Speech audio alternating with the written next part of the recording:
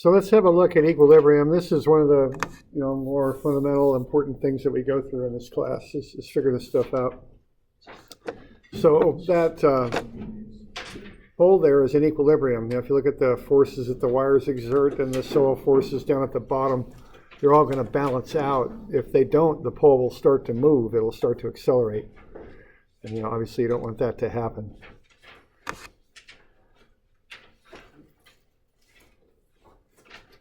So equilibrium is a common condition that you would expect structures to have, where they're not moving, or more particularly, they're not accelerating. If they're not accelerating, then if you look at that F equals ma equation there, that equation from Newton there, if the acceleration goes to 0, what that means is the sum of forces in any direction goes to 0. And also you can take a moment about anywhere on or off the object, and that'll be 0 as well. Okay. So what we can do, we can use this idea of equilibrium to find the forces at the supports, which are called reactions. If you're doing two-dimensional analysis, you can do 3 equations, so you can find 3 unknowns. You can go sum of fx is 0, sum of y is 0, and sum of moments about anywhere is 0. If you want, you can replace force equations with moment equations. Those force equations are simpler, easier to do. And you can, regardless of what you apply to solve something like that, you can find 3 unknowns. Okay? That's it. With three-dimensional analysis, you got 6 unknowns that you can solve for. 3 with force equations, 3 with moment equations about the different axes. If you've got more unknowns than you can find, the object is called statically indeterminate. I mean, you'd have to use some more advanced sort of ways to find the reaction forces. All right, so if we want to design something, let's say a beam there, what we're going to do here is we're going to draw a Freebody diagram of it. What you would put on it would be the applied forces. Those would go on the beam. You assume those. Usually in a statics book, you're given them. In a working environment, you've got to figure them out based on the wind and the weights you're supporting and all that kind of stuff. And then you look at the reactions and make those and put the reaction forces on there, on the supports. So I have a pin joint there, so I got REX and REY. I got a roller, so I got just an RE perpendicular to the surface. And then you go through it and use the equations up there and solve for the reactions. And once you know the reactions, you know all the forces acting on that object, that beam. So what you can do then is you can design the beam because you know all the forces on it, okay?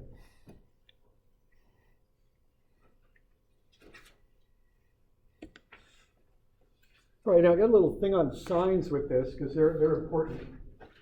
And you want to kind of keep track of what you're doing and how that affects the signs that you either use or the signs that you read, and that's kind of down below there on 378.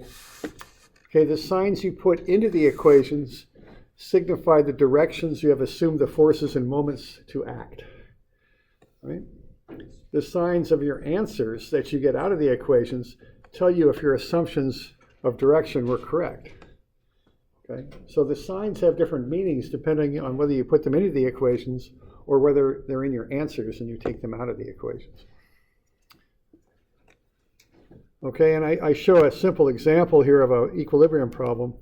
If I have an 800 Newton force there pushing down on that beam, I think it's pretty reasonable to assume that the reaction forces will both be up, and they'll both be 400, being as that 800 is in the middle of the beam. So if I assume that RA is up, and I take a moment about B, what that means is that will get me a clockwise moment for RA if I assume it is up. So that comes into my equation as minus 4RA. Okay. When I solve for it, I get a positive answer. What the positive answer means is my assumption was correct. It does act up. Okay. Now, I could do that same problem, and I could assume that RA acts down, which is kind of an odd assumption given what I see in front of me, but I could do that, and I would still get a correct answer Okay, if I assume it's down, what I'm going to have there is a counterclockwise moment about B caused by that unknown RA. So that goes into my equation as a positive. When I solve for it, the answer comes out negative. Now, that negative answer does not mean that the force is down. What the negative answer means is that my assumption was wrong. It wasn't down, it was up. Okay. So that's the meaning of the signs, and they're different, and we got to kind of keep track of them, all right? So when you put the stuff into the equations, your signs signify what direction you assume they act, but when they're in the answers, and when you take them out of the equations, they tell you whether your assumptions were correct or not. Okay. All right, let's have a look at, so we got any questions on that, any of that stuff so far? All right.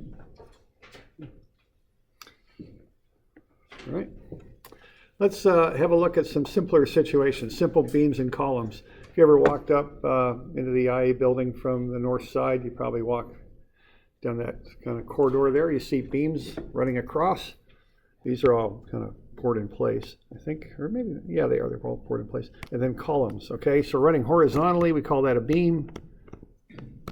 It runs horizontally. If it runs vertical, we call it a column. Okay. That's just kind of basic structures there. Okay. So those are just simple beams and columns there.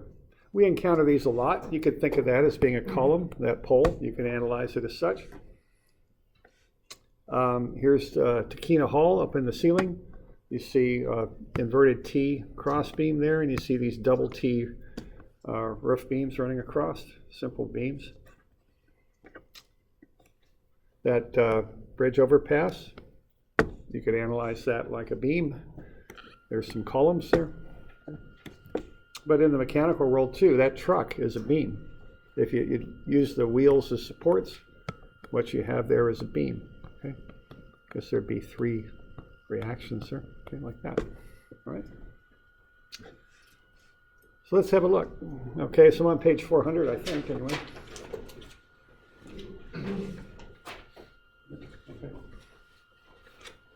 All right, so what we have here is a beam. We've got a pin joint there on the left at A, don't we? Now let's start to learn those symbols. So a triangle is a pin joint, a circle is a roller, okay? That's what's called an overhang on that beam because it goes beyond the support. So why don't you turn that into a free body diagram? Just take 30 seconds and do that. And when I say take 30 seconds, I mean it doesn't really require more than that. Don't overthink it. Just look at the supports, replace the supports with forces. That's all you do when you make a free body diagram. Leave the deeper analysis till later. Okay?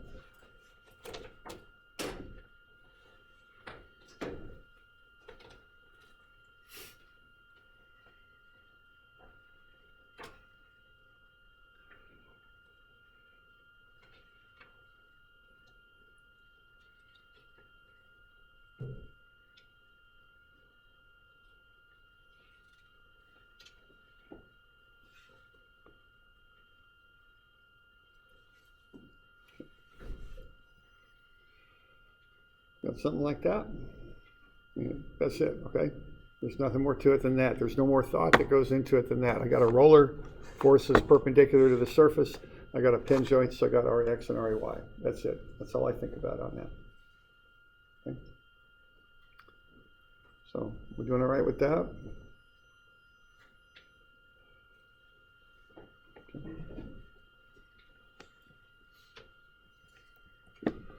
All right. Now, next thing, now I want to solve it. Okay, I got a free body diagram. I got all the forces on there. 3 of them I don't know. I want to find those 3 that I don't know. Okay, so let's find them. Okay. Now, let's keep this kind of finite. And there's a certain possibilities. There's 3 of them. You can go sum of fx is 0, sum of fy is 0, and sum of moments is 0. Those are your 3 possible equations that you can use. That's it. Okay. Now, what I like to do is start with an equation that will have only one unknown. I don't like to start generating multiple equations and multiple unknowns. I can throw them into a matrix if I want, and solve it, but I'd rather just do it in a more kind of straightforward algebraic way. So I want to find equations that only have one unknown. So do you see any of those that have only one unknown?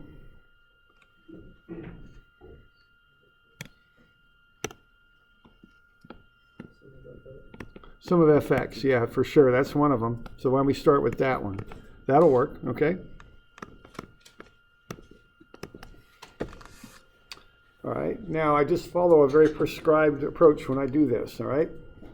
I'm just going to go sum of fx is 0, and that'll be rax to the right, so that goes in as a positive. And then I'm going to have minus cosine 30 times the 4,000. It's negative because the 4,000 goes to the left. When I do the cosine 30, I find the adjacent component going that way. So I got rax. So sum of fx is 0 equals rax minus cosine 34,000. And I just solve for rax. It's 3464.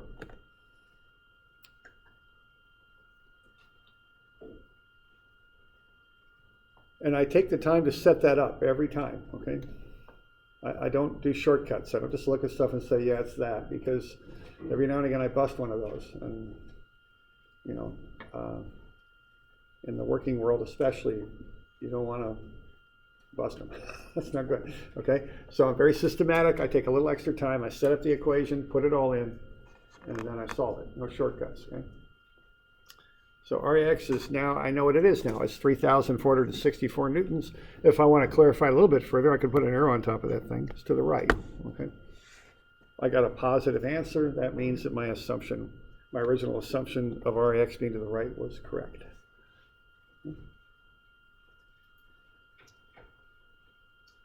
All right. So what we got now, we got 3 equations.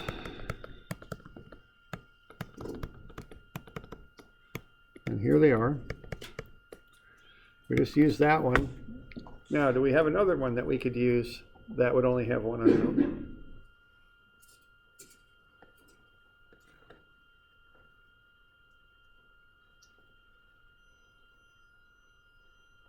How about sum of fy? Does it only have one unknown? No, it doesn't. Okay. So it's not sum of fy. But normally when teachers ask questions like that, then don't say anything for a while. Usually there's a possibility that there is something that we can get one equation, one unknown, right? We got to figure out where we take moments about. Where will we take moments about to get one unknown? If you can take moments about any point you want, that's the deal with this stuff. Yeah, either C or A, right? If you take moments about A, see both of those go to 0, right? Because they got 0 moment arms. They don't cause any moment. So typically what I do in these problems, especially if there's a pin joint, there's got to be 2 unknowns at a pin joint. Take a moment about a pin joint, there's only 1 unknown left on these problems. You can solve for it, okay? So if I take a moment about A, I can solve for RC. Then I can come back and go sum of Fy, see? And I only got 1 unknown left. I can use sum of Fy to solve for it. So that's my thinking on this, okay? So I want to look for a place where I get only 1 unknown when I run the numbers, okay? So that's going to be sum of MA. So that's what I'd like to do next. All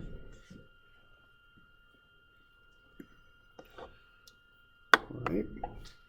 So sum of MA is 0, of course, because we've got static equilibrium here. So that'll be minus 6,000 times 1.2. So I'm taking moments about that point right there. I got 6,000 times 1.2 meters. I got a y force and an x moment arm. And if I look at how that's going to rotate, that's going to come around clockwise. So that gets a negative.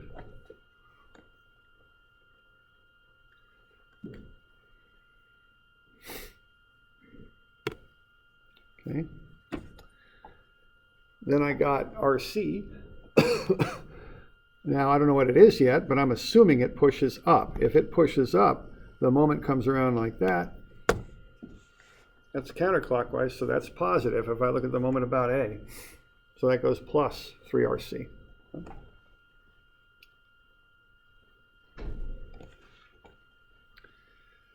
And then that last one there, the cosine 30 times 4,000 will get me the x component. That'll go right through A, so that will not cause a moment about A.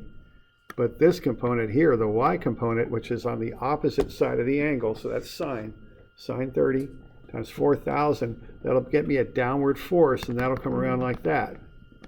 Okay? Clockwise. So that's minus sine 30, 4,000 times 4.2. Okay? So I'll keep the 3RC on one side of the equation, take all the numbers to the other side of the equation. When I do that, they'll become positive. So I'll end up with 3RC is 15,600, so RC is 5,200 newtons.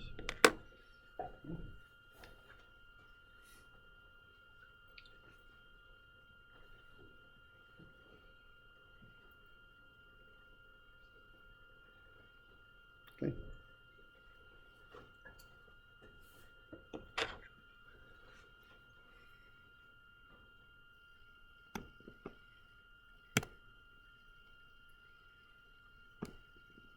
We good with that? You got any questions on that? So, I'm doing showing you the method, but also the thinking that goes into it too, okay? How I think about it when I approach this.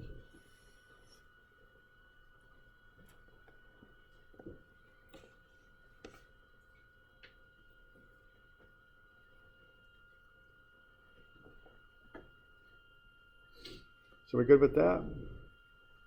Okay. So we got 3464 for RAX, we got 5200 for RC. The only thing that's left is RAY. Now that acts up and down. So, I mean, I could solve for that in a variety of ways. One way I could do it would be go to sum of MC equals 0. But moment equations are a little complicated. I'd probably just go sum of Fy equals 0. Much simpler, okay? So force equations, generally speaking, are simpler than moment equations. So I'll probably go with that one. And I'll solve for RAY that way, okay? To finish this thing up.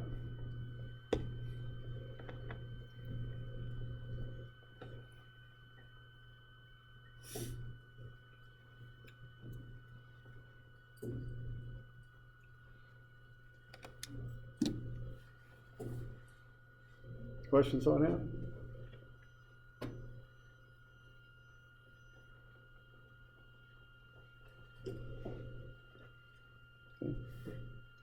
So once you've done this, now you know every force acting on that thing, and you can take steps now to design it. You can find all the stresses and the beams and all that, and that thing eventually.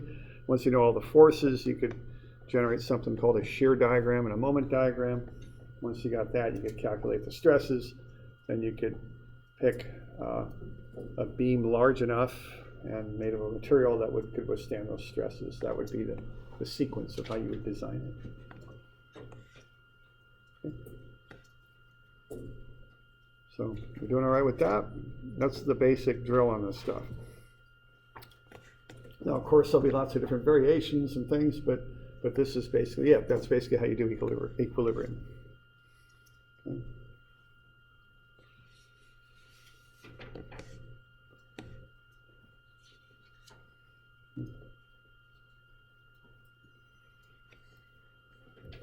All right. Now, if you want to check your work, what I would do to check it, I take a moment anywhere on or off the beam. It doesn't matter. You just point D. I just took a moment about D, and that should zero out because I know all the numbers now. So when I do that, it ought to zero out, and it does. Okay. That's just a check. Now, there might be a little bit of rounding error in there. So, if I get like, in this case, if I get like 10 Newton meters or something, that's essentially 0. So a little bit of rounding error is fine. So I'm just checking to make sure I didn't make an error there. Okay? And I purposely take a point that is not the reactions. That way I involve the reactions in the equation. So I'm checking them.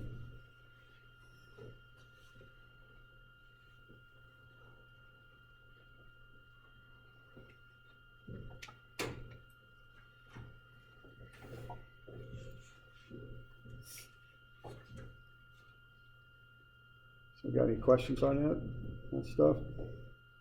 That's kind of Equilibrium 101 right there. And you'll do plenty of that over the next 3 years. Lots of it, right?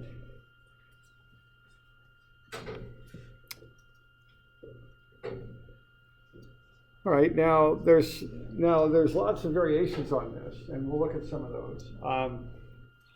So let's see what we can do with this. Everybody good on this one? We good? Okay.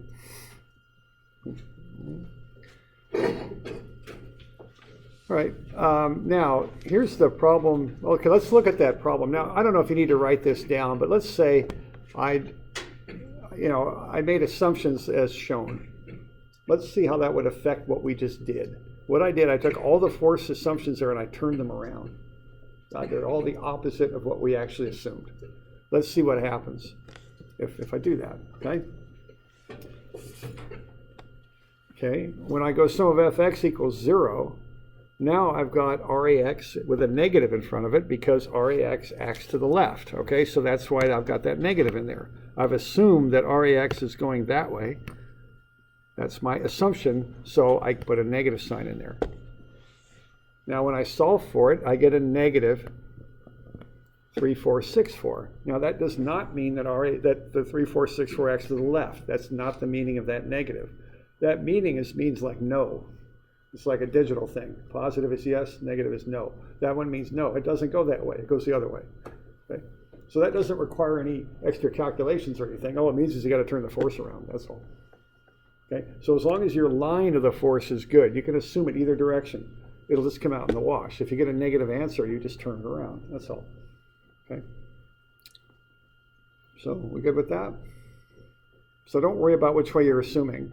Try and make assumptions that make sense, but if you don't, it'll all come out. Don't worry about it. Okay, it's not a big deal. Same thing with the moment there. Okay, so if I assume C was down when I took the moment about A, what's going on there is I'm going to have this moment arm right here, and see that would be clockwise, so that comes in as a negative now, minus 3RC. So I could take that to the other side of the equation. It would become positive 3RC, and all this other stuff is negative already, okay? So when I run those numbers, I get negative 5200 for RC. What that means is it's not down as I assumed, it's up. That's all that means. All right? So that's the meaning of the signs. So we're good with that? All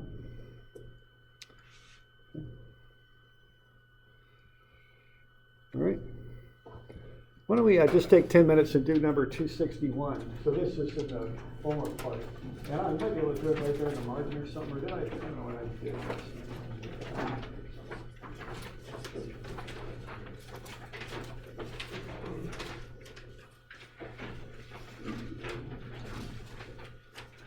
It's on page 13.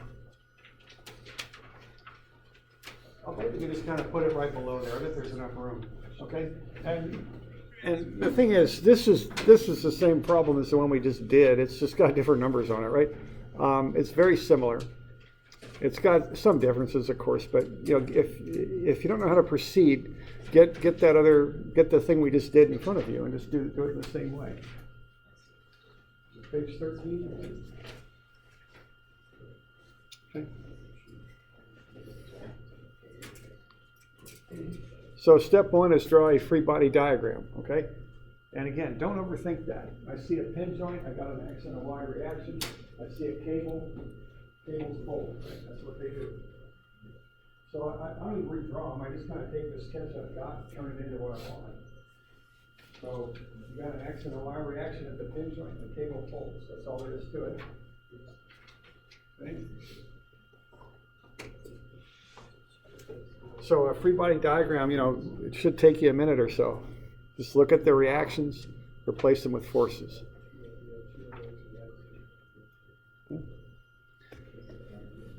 So something like that? Yeah, cables, you can't push with a cable, it has to pull. So we good with that? For a free body diagram, we good? All right. All right, now what you going to do? What's your first, now, sometimes I know in engineering we stare at the paper for a while, what am I going to do? Okay, the nice thing about statics is there's only 3 things you can do. so there's really no reason to stare at the paper. Really, it's not an essay test, it's a multiple choice test, okay? And the 3 choices you got are this. This is all you can do. You can't do anything other than these three things. Now, there is a blank after the M because you have to figure out where to take moments about. But those are your three options. So, I don't know, there's a couple different ones you could take, but don't generate complex equations unless, I don't like doing that. I mean, you could just do it and throw it into a matrix, like I say, and it'll all come out, but I keep it simple. How can you generate a simple equation there? You got two options.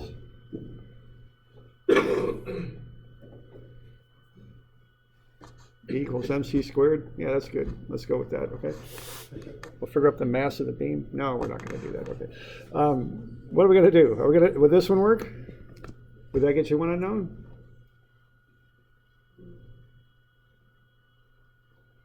Probably not. Would this one work? Yes, no, maybe, possibly. I don't think so, because you got RAY, you got the cable, okay? Those won't work, okay? Right? So what do you got to do? You have no options now. What you got to do a moment, okay? Okay. We all okay with what I'm saying? And I want you to think a certain way about this, okay? Because I did this too in school. I'm just going to look. Well, no, there's three options. That's it. Write them down and look at them. The first two aren't going to work. It's got to be a moment. There's no other way, okay? Now, where do you take moments about? Pin joint, yeah. And remember that. Even remember it and put it in your memory and write it on the test, right? Because there's always two unknowns at a pin joint.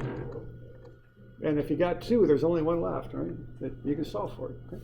So take a moment about the pin joint.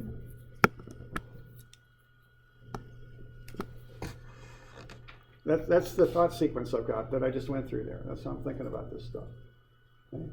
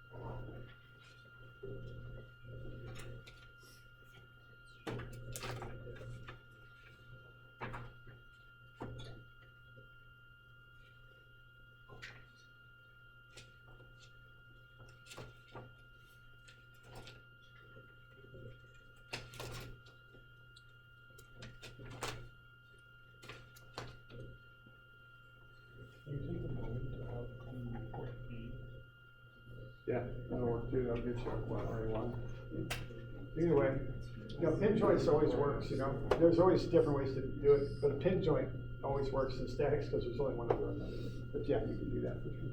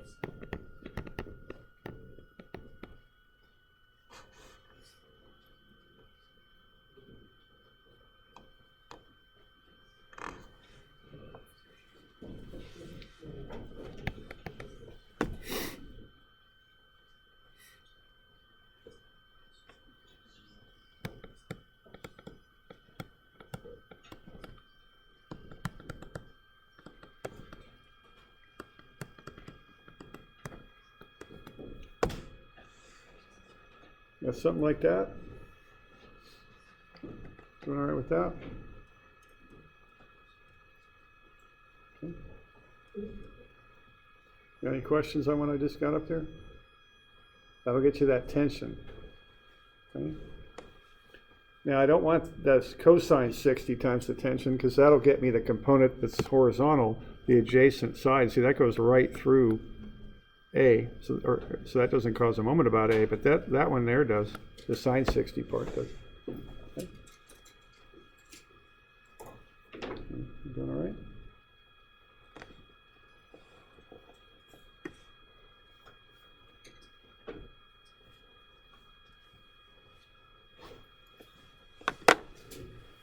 So 32, 33?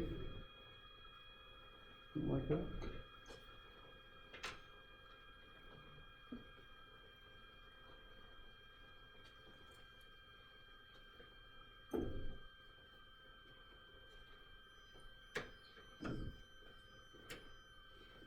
Any questions on it?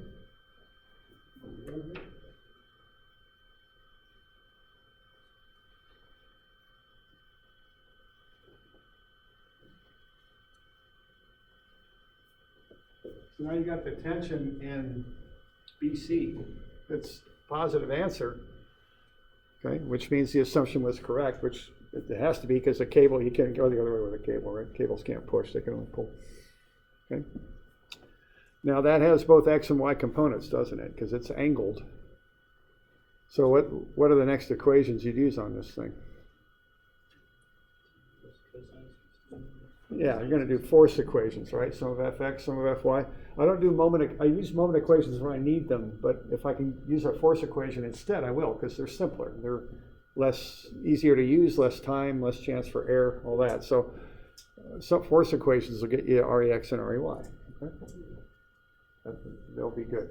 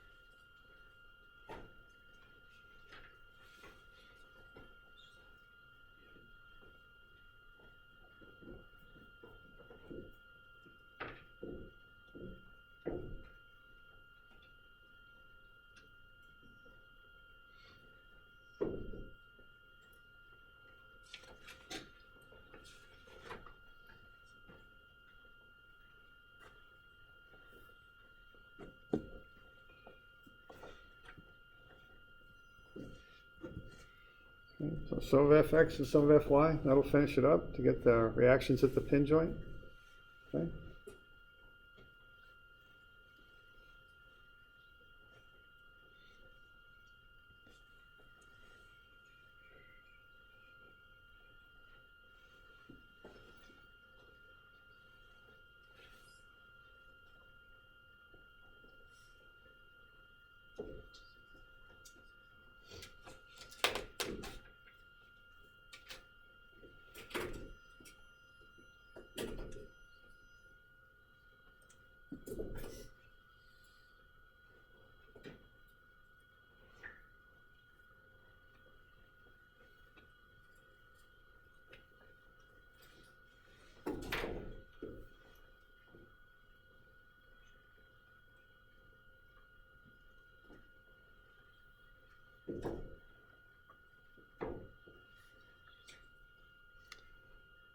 Good. Got any questions on that?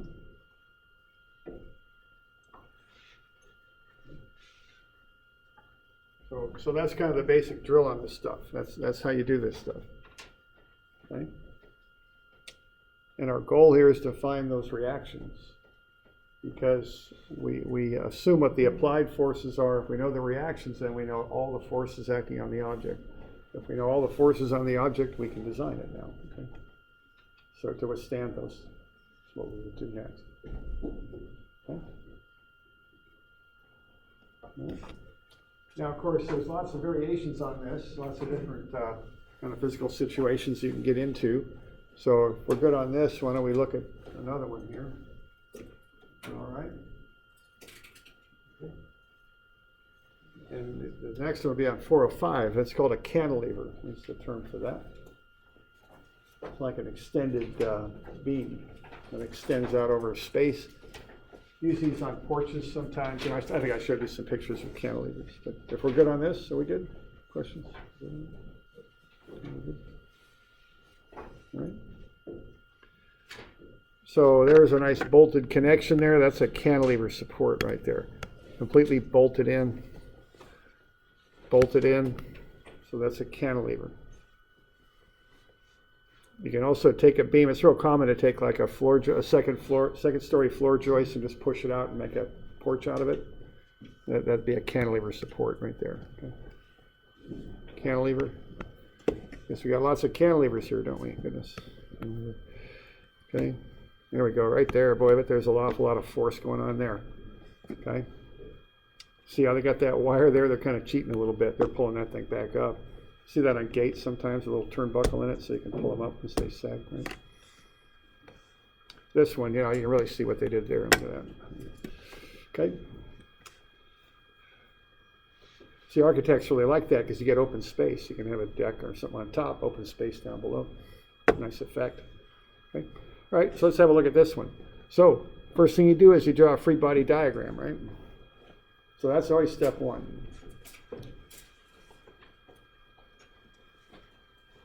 I had a friend in college who was basically drawing a free body diagram to explain why his girlfriend couldn't be seeing someone else and him at the same time.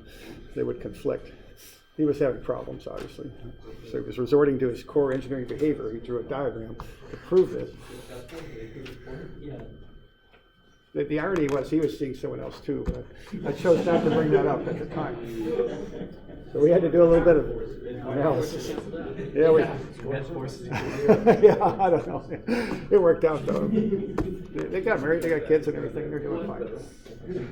But anyway. I'm not sure if that's a love story or not. Yeah, I know. And he was going too far. He had some problems. We had to kind of work through it with him. But anyway, let's not do it that much. But whenever we see a problem, we make a sketch and we make a force diagram, right? That's always step number one. It's always what we do. Okay, so we're going to make this into a free body diagram. So a fixed support, what do we got at the wall? What's happening at the wall there to keep that thing from moving or doing anything? What's going on there? What are the reactions for the fixed support?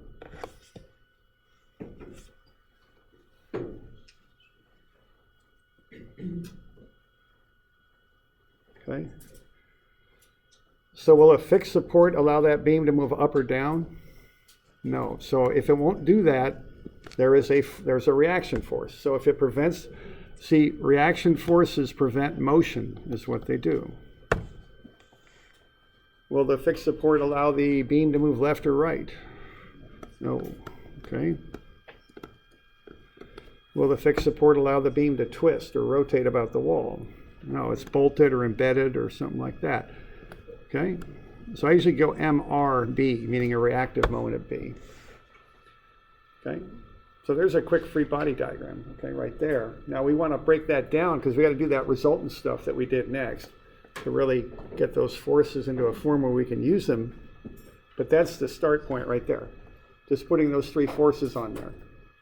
Okay, that's it. That's all you got to do to make a free body diagram. Okay? All right, now what we want to do next, okay, is kind of quantify those distributed loads. Now to do that, I have to break them up into pieces I can handle because I can handle rectangles and triangles. That's what I can handle. So I break that thing into a rectangle with a triangle above it. So the rectangle has the height on the right, which is 3,000 newtons per meter. The triangle, I have to remember to take 5,000 minus 3,000. So the height of the triangle is not 5,000. The height of the triangle is 2,000. And I've seen that error made a lot because you just got that 5,000 sitting right there, and it's just so, intuitive to make that the height of the triangle, but it's not. Okay, it's the height of the triangle is 5,000 minus the base rectangle minus the 3,000. Okay. All right. So now once I've got that, I'm going to find the areas of those figures. So the area of the rectangle is negative 7,200. It's negative because down. See, those forces are going down. That's why I'm calling it negative. 3,000 times 2.4. And that's in the middle of the 2.4 long beam. So that's at 1.2. And then the triangle, the area is 1/2 2,000 times 2.4. It's a triangle, so you got that factor of 1/2 in there. And the distance then is 2/3. It's 2/3 because I'm coming from the vertex. I'm coming from this side over, okay? So I'm coming from this side, so it's 2/3 from the vertex, that sharp acute angle on the right triangle. It's 1/3 from the right angle. But I'm coming from the vertex side, so I'm using the 2/3 of 2.4, so I'm using 1.6, okay?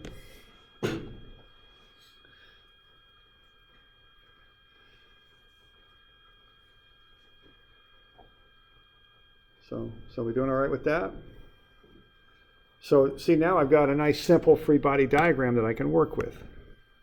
And I would encourage you to kind of do this in a step-by-step fashion. That's how I work through things. Don't try and do this in your equations, because again, it's hard not to make errors when you do that, okay? So I get this all broken down and set up, so now I can just do a moment equation. Okay, it's all good to go. It's set up for the doing of that, okay? And if I want to get all scientific and educational about you, my guess is when you're doing these different things, you're doing them in different parts of your brain and thinking about them differently. When you start mixing those things up, you're much more apt to make errors. So my dimensioning, I do it first, then I do the moment equation. That's how I do it. And just from a common sense perspective, I make less mistakes when I do that. And you just want to start building that, okay? Now, we all know I make a few mistakes here, don't get me wrong, but I want to minimize them, okay?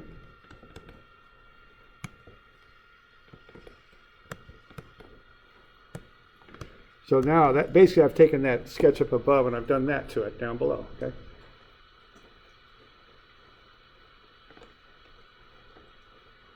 And now I can just go sum of fx, sum of fy, and a sum of moments. Now, when you're doing a cantilever problem, there's not any fancy strategy for how to approach it because all the reactions are at one point.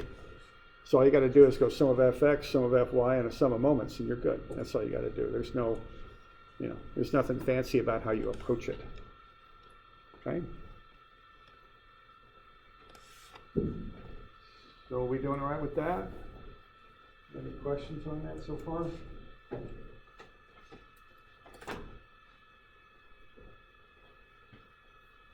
Okay, we're good? All right. So there we go. Sum of fx is 0, it's rbx. Sum of fy is rby up minus the 2400 minus the 7200. So that's 9600 up for rby. You got those forces pushing down, so rby reacts by pushing up. But then when you do that, you get this twisting action on the beam. See, those loads are trying to take that beam like a diving board and rotate it counterclockwise. So you need a reactive moment at the wall to come back the other way so it doesn't twist.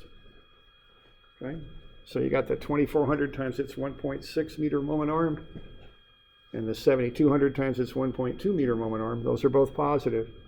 And then you have that reactive moment at the wall, which is negative. It's clockwise. Solve for it and you get 12,480. The positive on the 12,480 means it does indeed act the way we assumed, clockwise.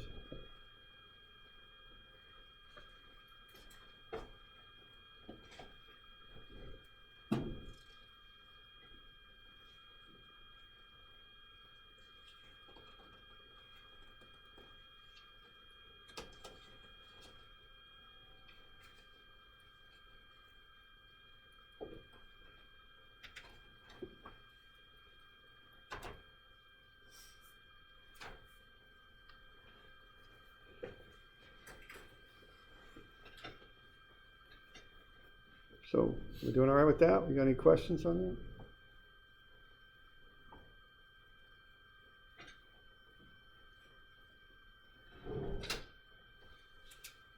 Okay. So that's the reactions for that cantilever. Okay.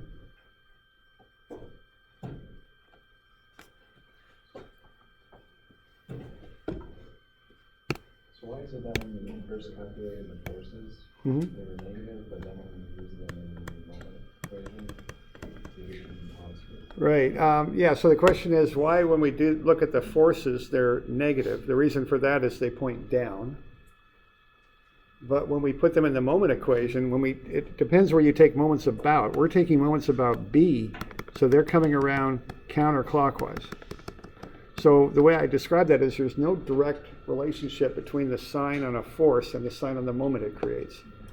Now there is if you're doing a cross product, but if you're just looking at it like we're doing, there's no direct connection between the two.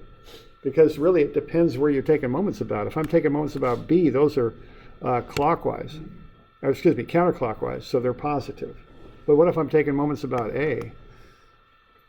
They're clockwise, so they're negative, see? So there's so much variation on the sign on the moment because it depends where you take it about. So there's no direct connection between the sign on the force and the sign on the moment. I just write down the numbers and then put the sign in last and look at it. I don't put any signs in the equations. Okay. There's just no direct connection. It's too variable where you take moments about. Okay. All right.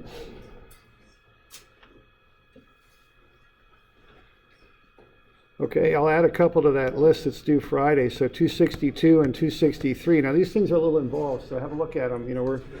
And then I've already assigned 251 through 255. Remember, just do those on the page in the book. You don't have to do any extra write-ups or anything. Just create on the 251 through 255. You just take those sketches and turn them into Freebody diagrams like what we've been doing. 262 and 3, I've got write-up pages for them, but if you look at them, they're a little tricky. 13A, 13B, they're a little bit involved. So. Have a look.